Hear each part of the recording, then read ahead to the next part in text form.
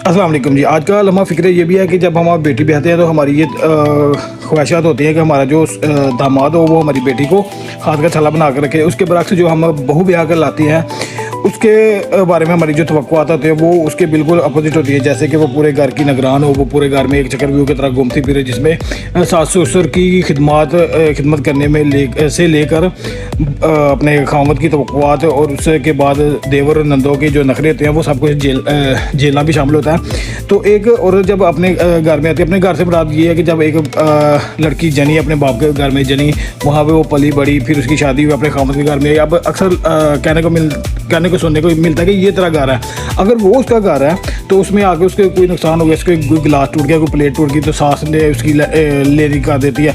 तो तेरी माँ ने तमीज़ नहीं सिखाई, तेरे बाप ने तो तहजीब नहीं सिखाई। अब अगर अपने घर में उसे ये वाली सारी चीज़ों की इजाज़त नहीं कि उसे कोई नुकसान हो सके या खुल के जी सके, तो फिर उसका तो कोई घर ना हुआ।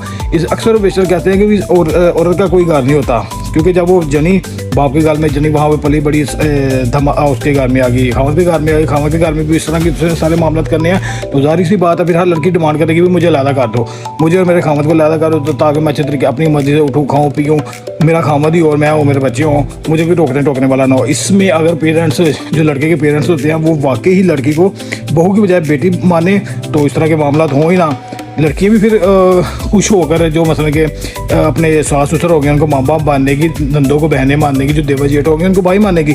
लेकिन अगर हर बात में उसे तंज किया जाएगा, उसे तना किया जाएगा, तो जाहिर सी बात है वो तो फिर बाजार होकर कहेगी मुझे अलग कर दो। और इसके बरक्स वो जो सास होती हैं उनकी ये तवक्कुआत होती है कि भाई मुझे ये चार पे बैठ के सारा कुछ दे।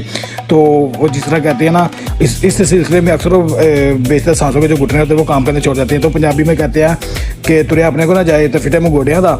तो इसी मामला में होता है कि सांसों को एक माइंडसेट इस तरह का बन जाता है कि मुझे चार पे बैठे सारा कुछ मिले। तो जो मसलन बहू होती है वो देती भी है, तो उसमें वो अपना नुकसान करती है कि वो अपने जो सांसों के घुटने होते हैं ना, गोडे होते हैं, वो ख़राब कर देती हैं। तो इसमें लम्हे में वो नमाज पढ़ने से भी जाती है। तो ये भी हमारा लम्हा फ़िक्रिया है। अल्लाह हाफ़िज़।